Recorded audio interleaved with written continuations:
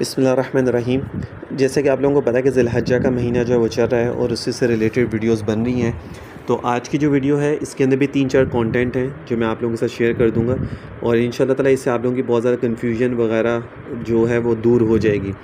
اور اکثر یہ جو کانٹینٹ ہے جو میں آپ لوگوں کے ساتھ شیئر کر رہا ہوں، یہ اکثر لوگوں کے ساتھ پیش بھی آتا ہے اور لوگ اس کے بارے میں جو ہیں وہ فکر مند بھی ہوتے ہیں، لوگوں کو اس کے بارے میں علم بھی نہیں ہوتا اور وہ کس سے پوچھ بھی نہیں پاتے ہیں۔ تو یہ بہت ایزی وے میں آپ لوگوں کو بتا رہا ہوں تاکہ آپ لوگوں کے لیے آسانی ہو جائے گی۔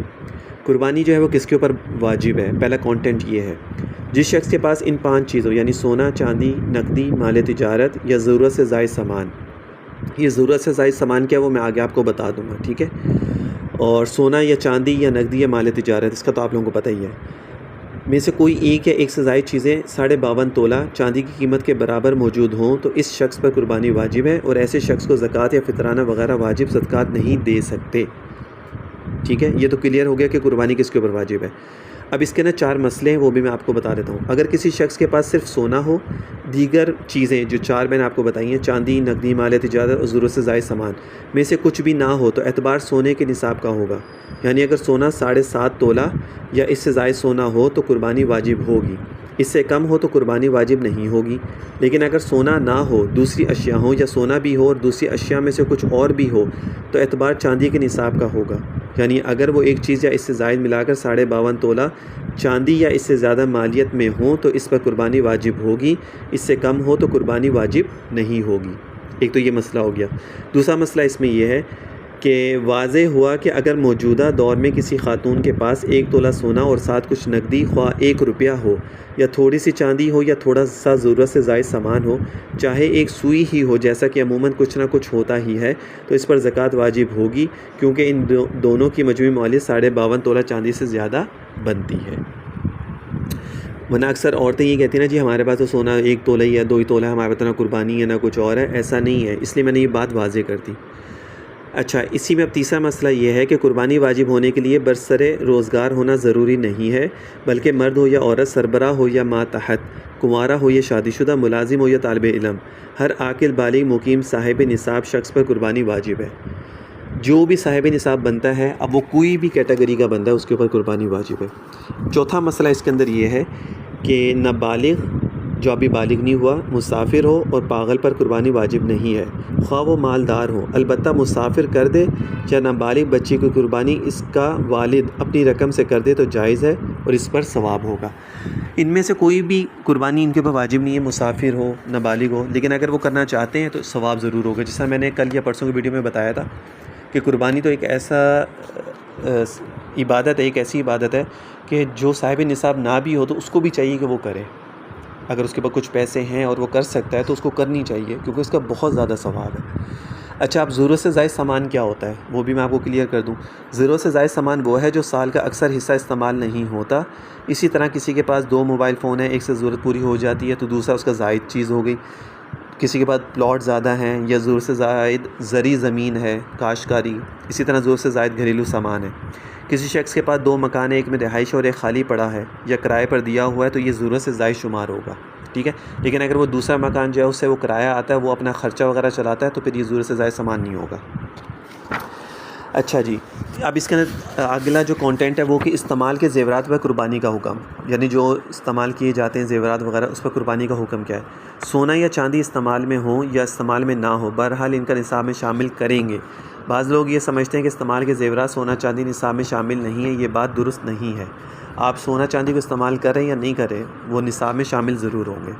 اچھا، بچیوں کے لیے، جو لڑکیوں کے لیے جو شادی کے لیے جو جہیز وغیرہ بنتا ہے، اس میں جو سونا جو زیورات وغیرہ بنائے جاتے ہیں، اب اس کے اوپر کیا حکم ہے؟ بچوں کے لیے رکھا ہوا سونا یا جو گھر میں بہو آتی ہے کو صرف استعمال کے دیے ہوئے سونے کی قربانی اصل مالک پر ہوگی، یعنی اگر وہ سونا چاندی والد کا ہے تو والد پر اس کی قربانی ادا کرنا لازم ہے، اور اگر والدہ کا ہے تو والدہ پر اس کی قربانی لازم ہے۔ البتہ جو سونا چاندی بہو یا بچی کو ملکیتی طور پر دے دیا ہو، وہ بچی بالغ ہو تو اس کی وجہ سے قربانی خود بہو یا بچی پر ہوگی۔ جس طرح زکوٰۃ کا بھی اسی طرح تھا، قربانی کا بھی اسی طرح ہی ہے، یعنی جب تک وہ والد کے ہاتھ میں ہے، ملکیت ہے یا والدہ کی ملکیت ہے تو وہی اس کے زکوٰۃ پے کریں گے یا قربانی کریں گے۔ لیکن جب انہوں نے اپنی بیٹی کو دے دیا، بہو کو دے دیا، تو وہ اس کی مالک بن گئی، اب اس کے اوپر قربانی ہے۔ اچھا جی، قربانی کے نصاب پر سال گزرنا شرط نہیں ہے. قربانی کے نصاب پر سال گزرنا، زکوٰۃ کے اوپر تو سال گزرنا ضروری ہے نا، اس کے اوپر نہیں ہے. قربانی کے نصاب پر سال گزرنا شرط نہیں ہے، بلکہ قربانی کے 3 دنوں میں آخری وقت تک میں جس شخص کے پاس نصاب کے برابر مالکیت موجود ہو تو اس پر قربانی واجب ہے. یعنی عید کے 3 دنوں میں کے اندر اگر کسی کے پاس صاحب نصاب وہ بن گیا تو قربانی کرے گا.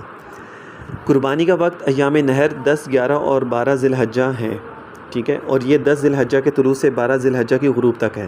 یعنی جو پہلا دن عید کا ہوتا ہے اس کے بعد عید کی نماز کے بعد سے لے کے اور تیسرے دن مغرب سے پہلے تک ہے. اور قربانی کا وجوب ان 3 دنوں میں بغیر کسی تعین کے پورے وقت میں پھیلا ہوا ہوتا ہے.